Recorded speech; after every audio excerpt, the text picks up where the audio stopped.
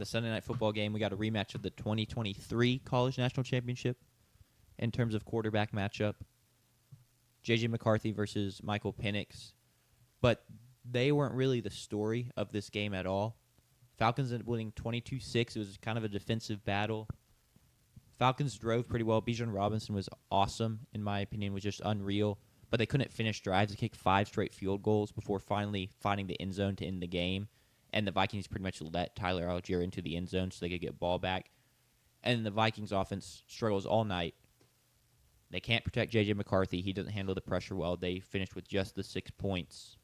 So I really think the defenses were the story in this one. But y'all's thoughts on this game? Yeah, the J.J. McCarthy thing, it was, I mean, he completed under 50% of his passes. Sorry, 11 for 21, so just over 50% of his passes. I did the math wrong. 158 yards, 0 touchdowns, 2 interceptions. But I do think you're right. I do think that the Falcons and the way they drove, and then the Vikings constantly stopping them in the red zone or in field goal range, it was huge and very impressive because I do like this Falcons offense without Drake London, I believe. So that takes... He played. No, he did play. But he wasn't good. Yeah. A couple drops and he fumbled at that. The kind of Penix throws a great ball, puts it exactly where it needs to be, and he just does not. Ball security was not there at all as he was running down the field. Yeah. And I'm not really sure if he got targeted after that. Not in terms of like them, being like, we're not going to give you the ball because you did that type beat, but it just didn't happen, and Bijan was cooking.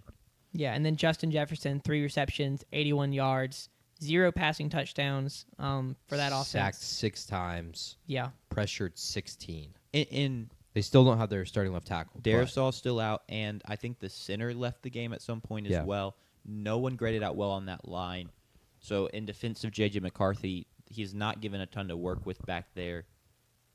And also, just I'll get there in a minute. Let's just stay with J.J. McCarthy now. I was thinking about this morning because we talked about some on the live stream last night in terms of him being hurt and what to expect. And it makes perfect sense that he's starting slow, like very slow. Just thinking about what the Michigan offense asked of him, and then he didn't play it all last year. Like, there's just got to be so much more on his plate that, it just makes perfect sense to me that he just didn't step up and immediately start dealing, especially considering the issues with the offensive line. Like, this kind of seems like, oh, duh. Like, why did I not expect it? Maybe not to be quite this bad, but, was there any reason to expect him to come in and start dealing off rip?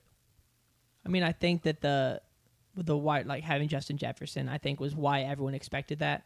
Sure. Because you have the best wide receiver in the NFL. He's going to get open, and so your job is just to get him the ball and to find out, you find time him to get open. him the ball. That is the problem we're seeing right now. I don't know that people were expecting that. Christian Darrisaw being one of the best tackles, and he's a fantastic NFL tackle. So losing him does hurt a lot. And then on the Falcons, like you said, Bijan, 22 carries, 143 yards, over 6.5 yards per carry is crazy. He started off, Tyler Algier, I believe, was outpacing him, and then Bijan kind of was able to finish out the game, and it was the classic, is Algier the better running back? Because Algier played well at the beginning of the game, but Bijan finishes well. So frustrated. Algier got the touchdown at the end of the game as a Bijan fantasy owner. Yeah, that was very sad. That continues to be a thing for I him know, and Bijan. always is. It's how it is. Bijan will work him down the field. Algier comes in, gets the tutty. I was a little sad it wasn't a close game, so we didn't get to see a Michael Penix, wild, dive or reach or extension to get a first down. I hope to see a lot more close games and get to see him in clutch time because at college and now in the NFL, he's proven himself to be very clutch as a quarterback. So hope to get to see more good games. And I think that playing the Bucs twice should be 2 good games. Sure. Or I guess did they play them week 1? Yes. Yes. So playing them again will hopefully be a good game. Your thoughts on JP? On JJ, Or you can take it somewhere else if you want. But I think JJ just needs time. We talked about this last night. There's no rush to find some other option. I think were we talking about making Wentz the starter or something? I just think there's a lot of pressure around the fact that this team is set up to contend with the rest of the pieces, and so you're going to have to put a quarterback out there that can play. So if JJ continues to not get the job done week in and week out, if it's a hey, we bench him, not long term, but just like see if we can pick up wins with somebody else this season.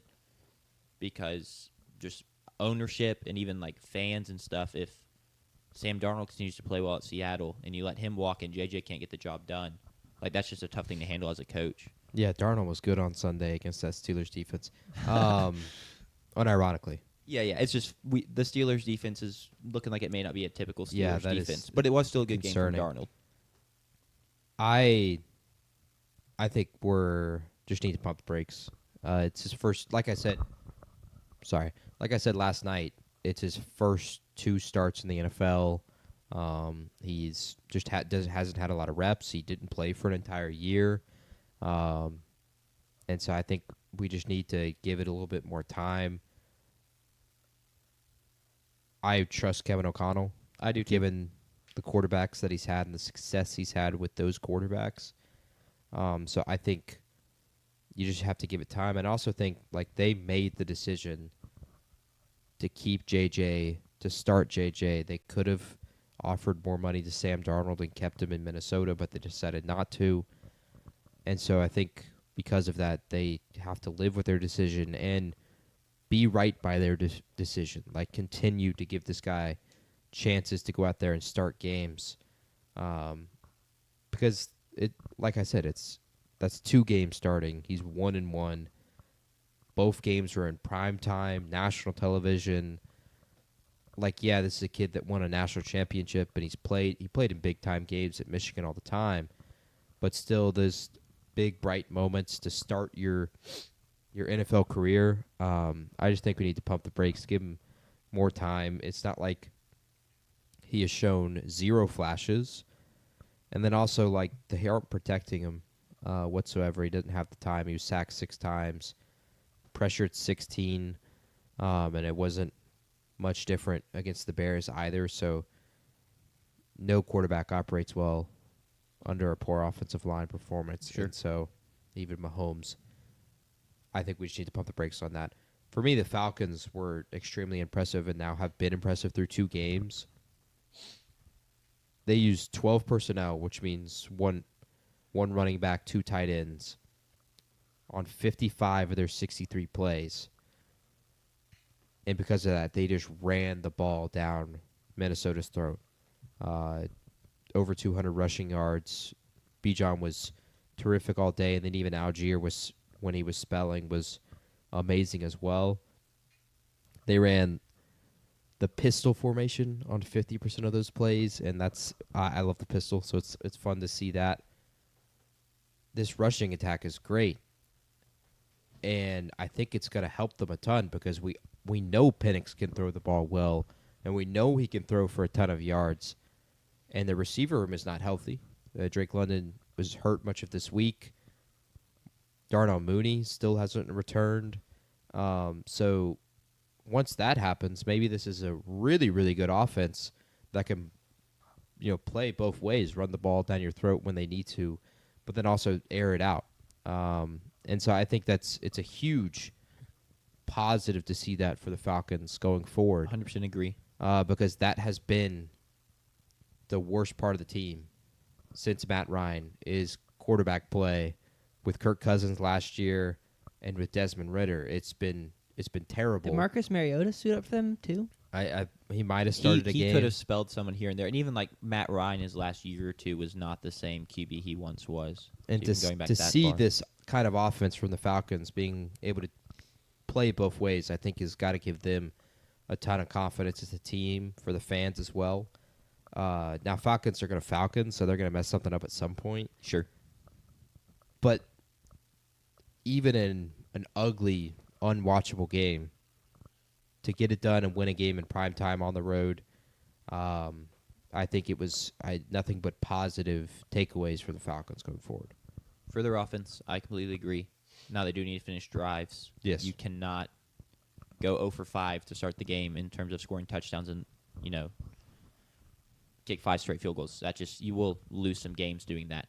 But also I was very impressed with their defense. I think their defensive personnel is in a better spot than it has been in the past couple years.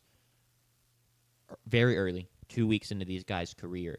But Billy Bowman, Xavier Watts, James Pierce, Jalen Walker. AJ Terrell. Well, yeah, I'm just saying they're rookies, though. Oh, sorry. From I the- thought like, you just it- said personnel. yeah. My bad. Well, yeah, I pivoted. So, but just those 4 rookies have had great starts to their seasons, looked great last night. AJ Terrell's a good player, though I think he's banged up right now. Yeah. Divine Diablo looks like he was a good pickup at linebacker. I just think they have more wrinkles. I heard they blitzed 14 different guys last night. Like, I just think they're deeper on defense than they have been, and that's going to let them do more things like, get creative with blitzes, but even also just play straight up. Pass rush has been terrible for them recently, and I know the Vikings O-line was beat up, but to get 6 sacks and 16 pressures, They hit that's J.J. gotta be a McCarthy positive. 11 times. Yeah. They also had 5 TFLs in the running game on top of that, so they were dominant. Correct. So many positive takeaway on both sides of the ball for them. I was very impressed, as unimpressed as I was by the Vikings at the same time. So just huge for them as a whole moving forward. It really almost makes that week 1 loss sting a little bit more because it's like, man, we really kind of feel like we should be 2-0 Yeah. and in a good spot to try and win this division. But Baker Mayfield does Baker Mayfield things, and then Koo, who lost his job Yep. Sunday night. Romo goes 5 for 5. Yeah. I don't know if that first field goal went in, but I think It counted. It says 5 for 5 in the stats. So I think that one was kind of funny, but to go 5 for 5, it's his job now. Going 100%. forward. Sorry, Koo. I did like you, but I did too. that's the problem Gata with being legend. an NFL kicker is it can all end so fast. Yep. Thoughts on this game, Sanders? Anything stick out to you? Well, I know you talked about JJ, but Yeah. like anything from the Falcons side that you really liked defensively? Okay. Anything else, Chippy? Yes. Do the Falcons make the playoffs? Yes, Yeah. Okay. Can we pull up their schedule real quick and just we can. Yeah. do a quick? I mean, I have them winning this division. Check in. The week 1 loss, I maybe would have to rethink Okay, that. then I guess because- let me ask y'all, since y'all think they make the playoffs, do you think they'll win the division still? No, I don't think though. I think losing week 1, I think the At Bucks will home end up winning the hurts. division. Yeah, I think the Bucks with that. I mean, because you kind of expect the Bucks to win at home, because of how much that matters. So I yeah, can't wait to see that Monday Night Football game.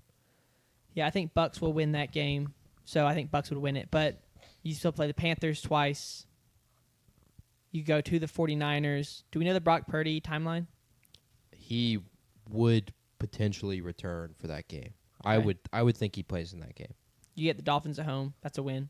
I wish the Dolphins were on the road. Still a win. Yeah, true.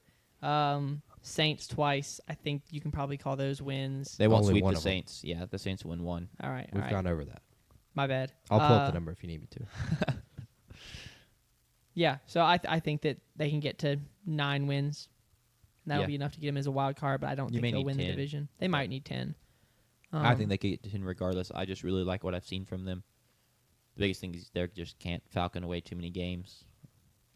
Yeah, They're that's currently always going going to be the biggest in thing. terms of falconing. That is 100% a concern for them. I'm trying to find it. No, you're good. The Falcons have not swept the Saints in a season since 2016. That year they made the Super Bowl. So either Is that 10 years? yes, So I'm hearing is the Falcons would be a manage decade. if the Are we concerned about other 10-year streaks also ending this year? They don't correlate. They don't- okay, They're okay. independent streaks. So That's fair. what I am hearing is if the Falcons sweep the Saints, we can look at a Super Bowl Yeah. appearance for the Falcons, which would be I would enjoy it. I would enjoy it because I don't think they'd win it. Whoever they played in the AFC, and that would just Could you be- imagine Falcons That'd just be Bills? awesome. Falcons, Bills. It would be Feels- cinema. Penix. feels like a bit of a mismatch. I mean, I want Penix to do well. I love Penix. Yeah, Yeah. he's a stud.